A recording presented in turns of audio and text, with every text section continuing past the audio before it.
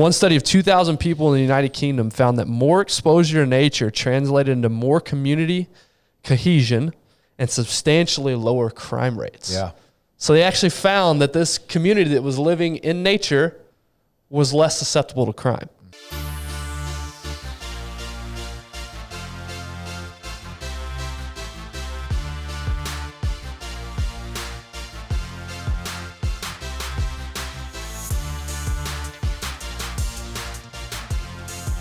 Tyler, I got a question for you.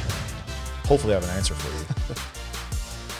Have you ever wondered why people that live by the beach are so chill and people who live in New York City, let's say, are complete assholes?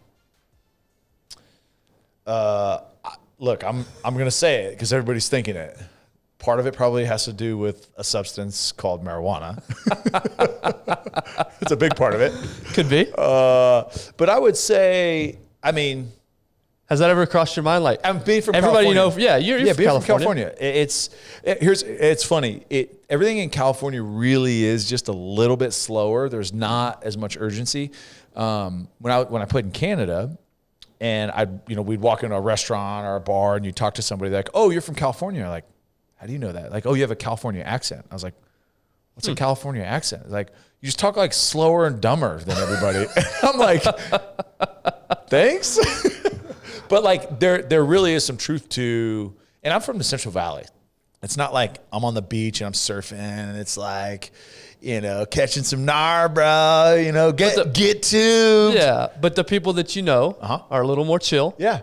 You're a little more chill because you're out there on the West Coast. Mm-hmm. Life's just a little bit different, right? Yeah. And then you go to the city and it's everybody's uptight, everybody's rude to each other. Yeah. So I think I have an answer why. And we're going to get to that here in a second. But first, we do want to thank our sponsors. Yeah. So here's the answer is most of those people in California have and sleep on a product made by Sleep Number. That's your. We don't have the statistical data to back that up, but I would guess that 99.9%. I've got the data up here. I would guess 99.9% of people in California sleep on maybe Sleep 99.9.8. Threw an extra decimal in there too. Did you see that? But in all seriousness, a couple days ago, I was feeling a little, sluggish, a little slow, a little tired, and got and checked my Sleep Number score, and my numbers were terrible. Yeah. My heart rate was elevated. My respiratory rate was elevated. My sleep score was not any good, and it just made total sense. It's like, well, yeah, the reason that I don't feel good right now is because of all these metrics that the Sleep Number bed told me, which is that I didn't get good sleep. Yeah. And my recovery, I'm fighting something right now. Yeah. And that's the coolest thing about these Sleep Number beds. It's not just a flat mattress you sleep on, best of luck, hopefully you get good sleep. No, this has real world data, things that you can look back, feedback that you can give yourself to adjust so that you can get a great night's sleep. Yeah, and for those high performers out there, it's one of those things that it's honorable, I guess, right? To say, hey, I'm just going to go hard. I'm going to grind and I'm going to go and I'm going to work as hard as I can every single time. One thing, since I started the 75 Hard, Ben just finished, and I'm a third of the way through it, is I'm super focused on my recovery because I've got to work out twice a day. And so my workouts really are dependent on, okay, hey, really, how did I feel? Because there's a direct correlation between bad recovery and injury, and making sure, hey, I'm pushing myself to a point to where, okay, hey, I know that I'm getting better, but not too far where, hey, I had a terrible night's sleep last night, or, hey, I ate right before I went to bed, or whatever it may be that doesn't lead to good sleep. And the score shows me, and I adjust that day. So it's like, all right, I'm going to let my ego go, and I'm not going to compete with these young guys because I know that my score's not bad. I'm going to push myself, and I'm going to feel it, but I'm not going to put myself at risk knowing that I did not recover. And that's what the app tells me. Yep, the app, right. But here's what it does, is it allows me to show up the next day. That's right. As opposed to being hurt and having to miss 2 or 3 days. That's right. So get yourself to sleepnumber.com or to a local Sleep Number store. Discover what Tyler and I discovered. Yeah. Get yourself discover what we did, and also the Dallas Cowboys. I mean, that's right. A majority of that team sleeps on a Sleep Number bed, and they are very, very scientific about their recovery and nutrition, and this is a big part of it. That's right. And, of course, when we're not sleeping, you can find us up at Choctaw Casino Resort partying our brains out. Ching, ching! Because not only are there 3,000 brand new slot machines, poker tables, blackjack tables to the eye can There's see. 400 plus brand new beds. 400 plus brand new beds. They've got the sports bar again. We've said it before. Right now, March Madness is going on. We're down to the Final Four. Insanity up there. Get yourself up to Choctaw to watch those games. Summertime's coming. Get yourself to the resort-style pool. There's just endless My kids swam things this going on up weekend, and I'm literally sitting there watching them, and I'm like, I cannot wait. Once I finish the 75 hard, I cannot wait to swim up, just do my little doggy paddle, hey, drink a pina colada or a Miami Vice out of a pineapple, and just, that's exactly right. the life. That's exactly right. So it's like Tyler says, it's a short drive up 75. Get yourself to Choctaw Casino Resort. You're guaranteed to have a great time. Okay, back to what we were talking about a second ago. And if you're new here, if you're a new listener to our show, this Wednesday episode, this roundtable episode is all about physical health. How can we improve and function better physically? And we've been in this mini series we're calling The Secret and Free Way to Boost Your Energy. So a lot of us, especially in modern society, we're run down, we're overworked, we're stressed. The first thing we typically do is we typically go for an energy drink or some sort of Coffee, some right? caffeine. Because it's an easy, it tastes good, something like that is usually our go-to. What we're trying to do in this series is trying to give you methods and things that you can do. Yes, they take a little bit more effort, but they're going to be healthy for you long-term. Ways that you can boost your energy naturally so you're not always constantly reaching for the energy Do they, drinks. though? Is it more effort than going to a gas station and getting an energy drink? Is it more effort than... I think it is from the standpoint, like today was a great example. Today, I was feeling a little sluggish, feeling a little tired. I'm sitting there at my home computer, I'm working, and I said, man, I need to get up and I need to go outside. I need to go take a 10-minute walk. And yes, that broke me from my work, broke me from my focus.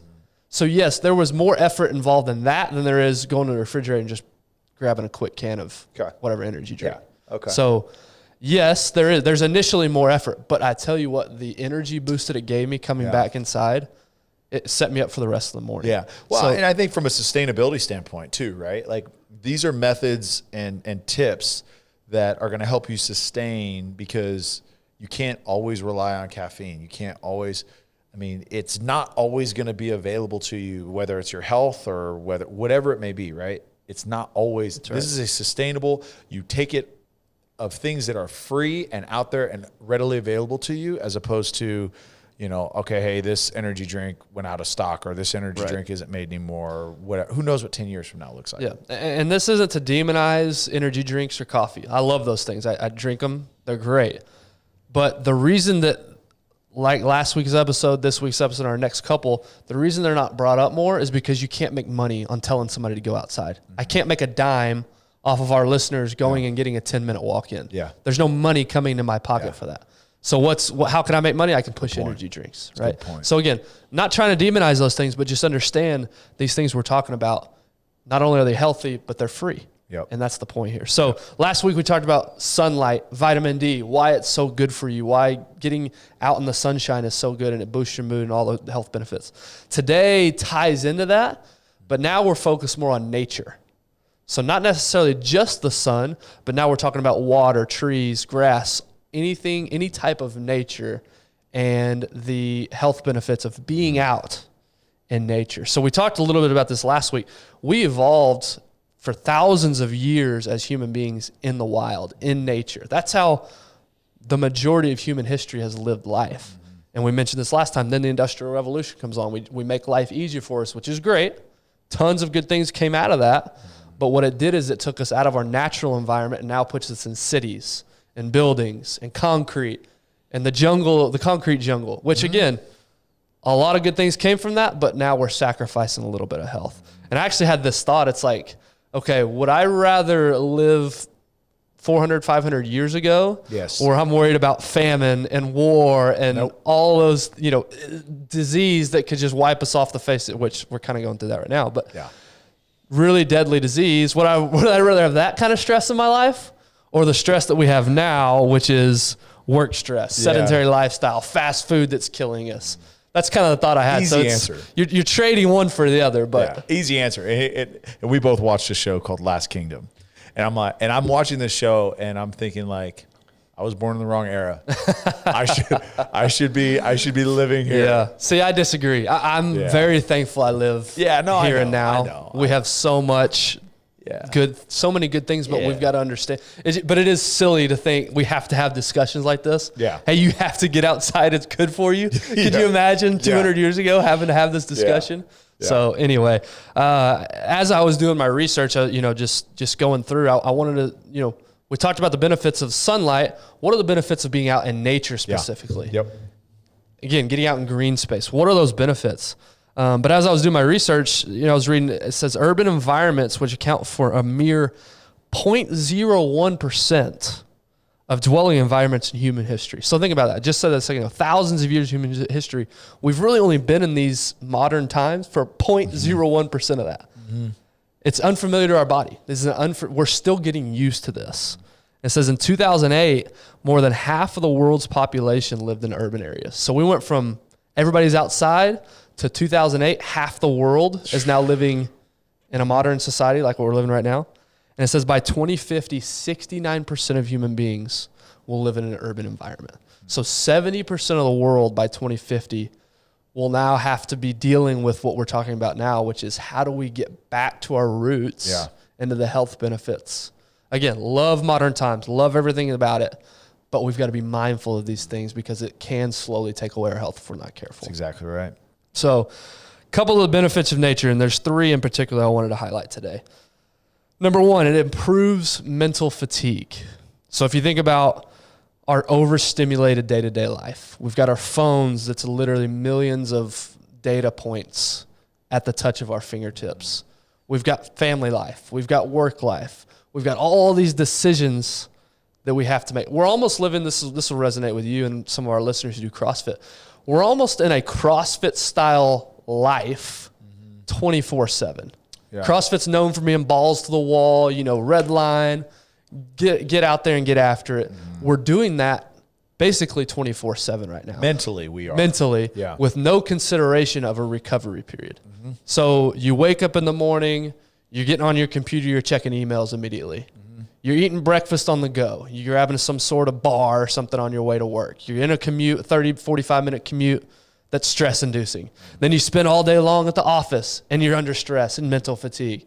Then you get back in your car, and you grab something, you grab a fast food dinner at home. Then you go home, you plop yourself in front of a TV, and you watch Netflix that arouses your senses. Mm-hmm. And then you go to sleep, and you do it all over again.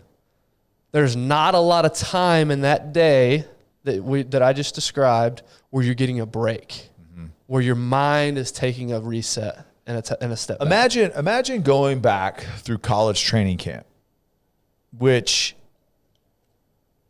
I'll argue with it. Now, when Darren played, very different. Training camp was a whole nother level. But college training camp was a million times harder than any NFL training camp that I ever went through. Was it? It was way harder. Yeah. Way harder.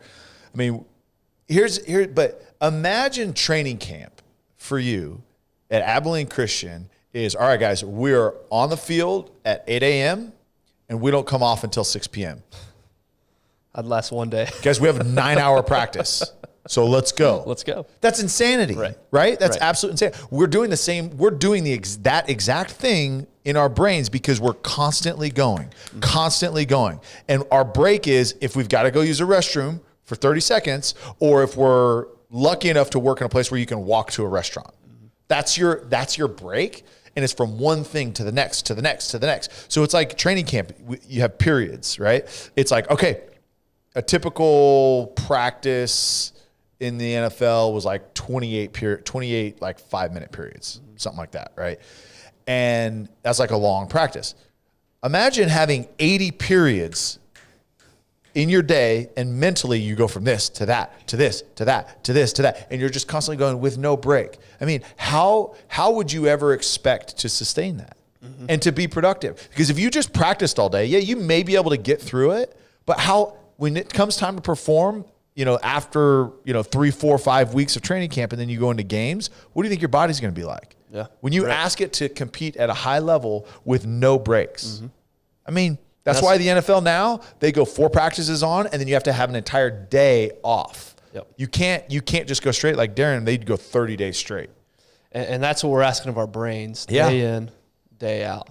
And all this stimulus and all these distractions, that's one of the reasons that nature works, is getting out in nature is it removes you from those distractions. Your phone likely doesn't work out wherever you are, right? You're able to focus.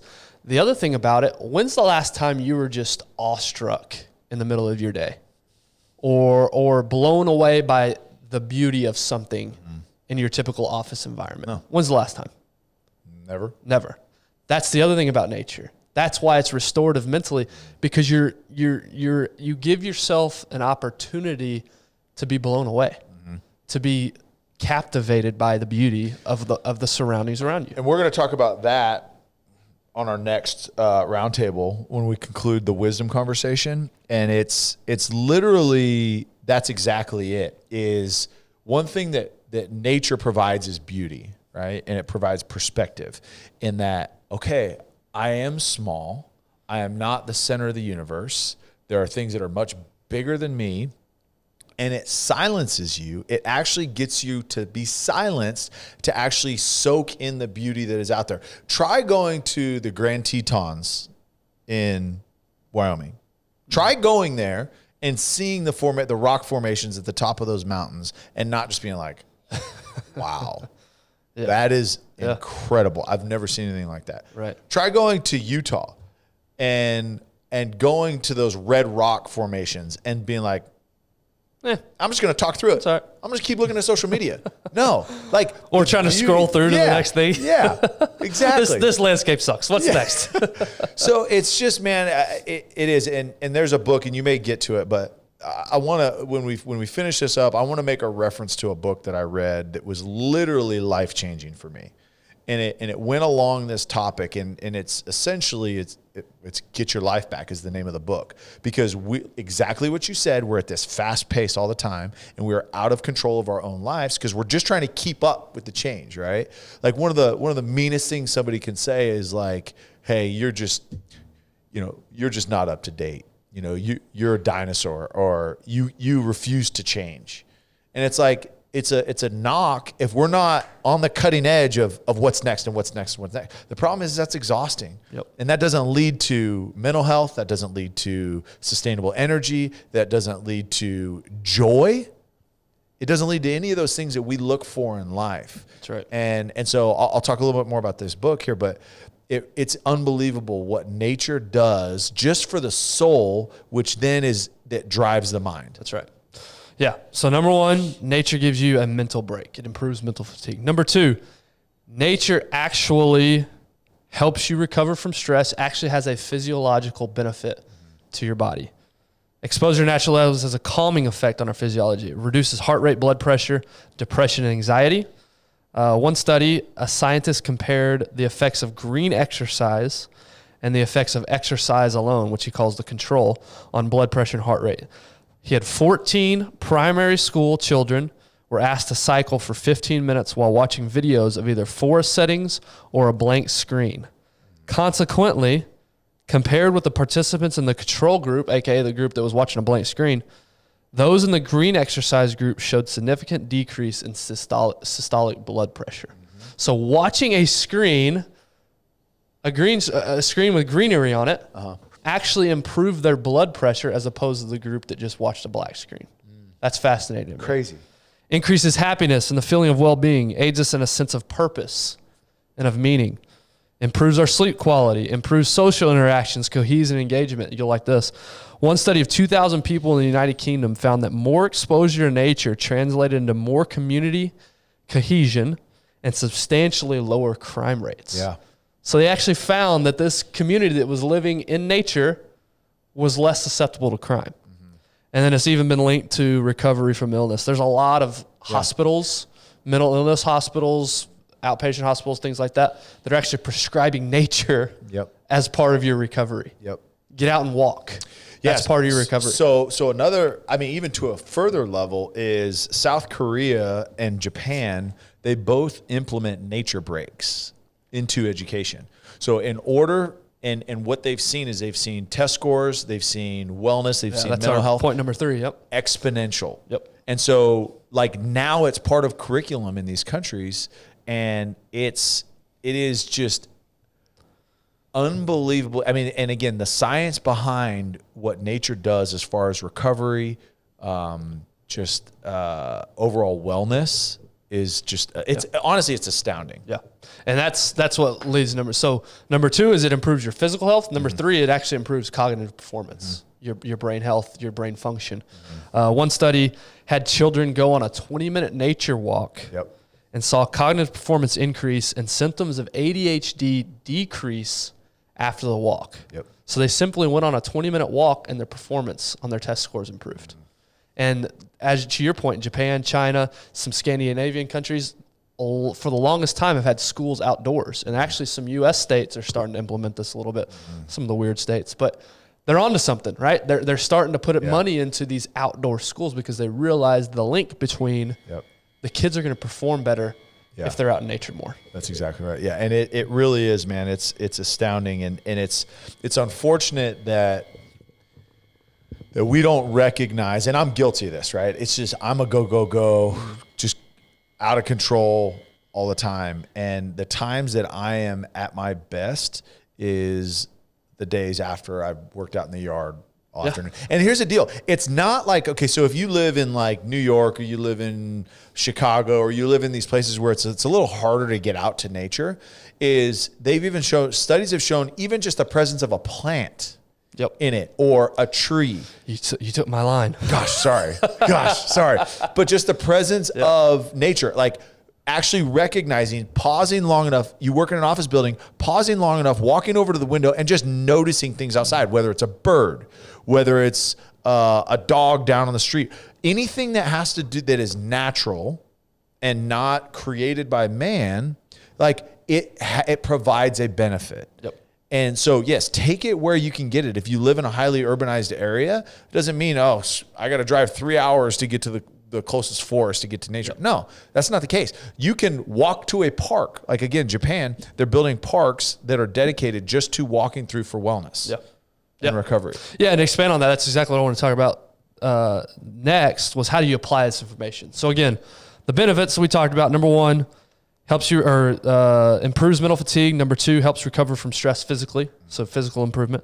And then number 3, cognitive performance. So again, how do you apply this information? Exactly what Tyler was. Yes, okay, this is great.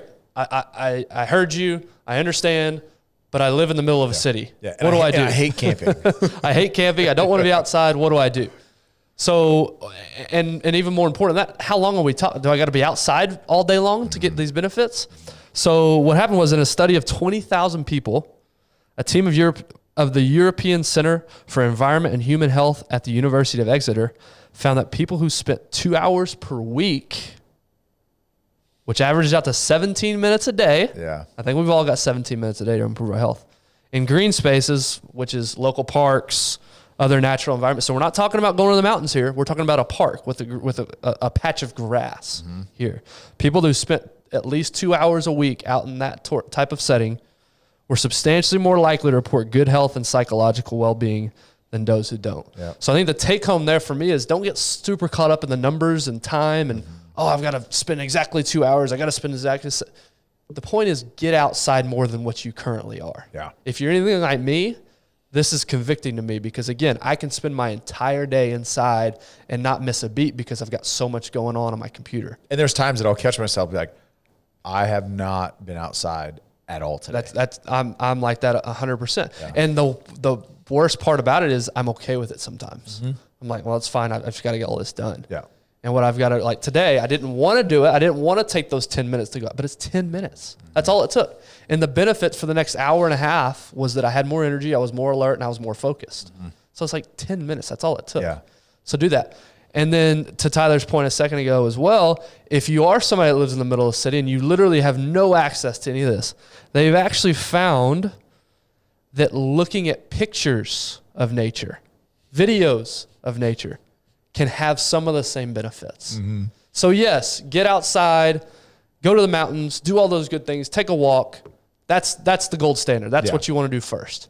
If for some reason you can't, your day is just too bogged down, there's just no possible way, spend 5 minutes looking at Google images of nature. Put See what it does for your on. mind. I mean, that's what those are there for, right? Those screensavers That's pop up of whatever nature. Like when I see those pop up, like I can tell an immediate change mentally. Like, oh, that's awesome. Yeah. But again, so there's a very well-known pastor here in Dallas, Matt Chandler. And one thing that he does literally every single month, and we live in Dallas, there's no mountains really anywhere, but once a month, he takes an entire day. He turns his phone off, and everybody knows, okay, hey, this is Matt's day. And he will drive up to eastern Oklahoma where you get a little bit of topography. So it's like a 2.5 hour drive from Dallas. And he literally will just sit and be quiet. Yeah.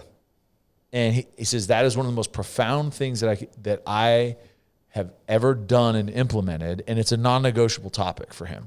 And what it does, though, is we talked about the silence, like the uncomfort that we feel with silence. Like think about a conversation when you're talking to somebody and you ask them a question and they just kind of sit there and they don't give you an answer right away, and there's like 4, 5, 6, 7, 8 seconds of silence. It's like, this is terrible. And then you want to fill it. What it does, you force yourself into these moments of silence because then you can actually hear yourself think. Right. You can actually start to be introspective and look inside and start having conversations within yourself on, okay, hey, what are my hopes? What are my dreams? What are my ambitions? What am I doing currently that's not working? What am I doing that is working?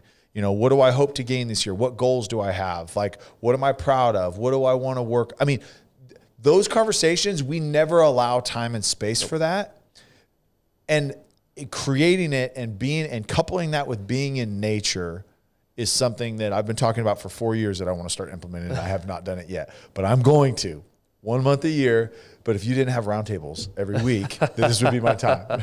But really though, it's something that is profound in this book. Again, John Eldredge, not the country singer, not the country singer, John Eldredge, Get Your Life Back. I would highly, highly encourage you to look this book up and just read through it.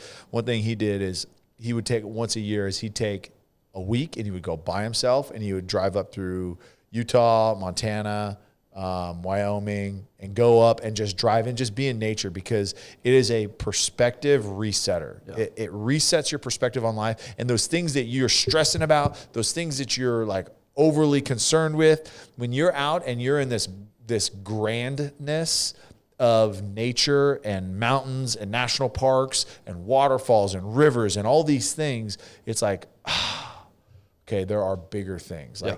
Like this project that I've got to get done next week is not the biggest thing in the world. Right. Yeah. I mean, they say that people live like we opened with, that live near the ocean are more chill because of all the reasons we listed. But the other thing is it puts you in your place. Yeah. You realize the grandness of this ocean, and you realize that is so big and so vast and so powerful. I am nothing compared to that. Yeah. So it just puts you in a place of humility. Yeah. And so to Tyler's point, get that book and bonus points if you read the book outside. Yeah. But I think the take home here is don't take our word for it. Try it for yourself. Get outside. Tell me a 10-minute walk every day for a week doesn't improve your mood and your focus and your energy. If you can honestly say that, then just throw this podcast away and never listen to us again. But the challenge here, no, I'm just kidding. But rate 5 stars before you do. The challenge here, the encouragement here is to apply this information. Don't let this be another episode you listen to that, that was great. That was a fun 30 minutes. Mental note, I'm going to try it. And then you don't actually apply it. Yep. Again, I'm just as guilty as anybody, but apply this. I promise you it'll make a difference. Yep. I've seen it firsthand. The research and science obviously backs it up. Get yourself outside. Get yourself in nature. Get yourself in the sun as much as possible. And if you can't, for whatever reason you can't, again, Google Images is a powerful place to be. And we talked a couple times already on the show, but we've been talking about the 75 hard, and one of the workouts has to be outside, exposed to elements. And that's the brilliance. I didn't give him enough credit for that. I just thought he it's hard. Implemented right. If it's raining or it's cold, it's you're tough. That's why I thought that he implemented that. Was because if it's cold outside, if it's raining, you're showing yourself how tough you are. No. The actual benefit of that, the reason he put that in there is exactly what we just talked about this episode. It's getting outside of nature and the benefits of that. And it really does make you feel so much better. It really does. Anyway, hopefully you're listening to this episode outside. That'd be nice. Yeah. Get going on a walk. Yeah, plug it in. Get this episode. Hopefully you're finishing up right now and your earpods and you're about ready to walk back in the house after your 36-minute 36-minute walk. That's right. That's right. We appreciate you guys. Hopefully you enjoyed it. If you did enjoy it, if you learned something today, if this is something you can apply, help us out by sharing the podcast. That's the best way that you can help us out, is sharing these shows. Text it to a buddy, Instagram it, tweet it, TikTok it, do all those things. Get the word out for it. Help us get the word out. That's how we grow this thing. That's how you guys can help us out. We really appreciate you guys. Hopefully you enjoyed the episode. We will see you tomorrow.